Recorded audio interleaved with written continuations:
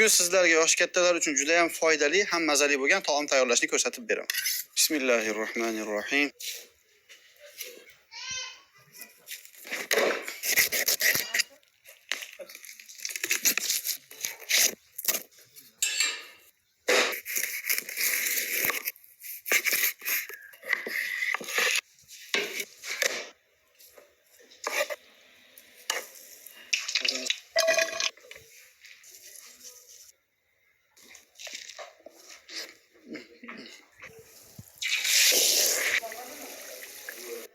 Mana ovqatimiz tayyor bo'ldi. Endi shu yog'ida o'z holatida sovutishimiz kerak bo'ladi.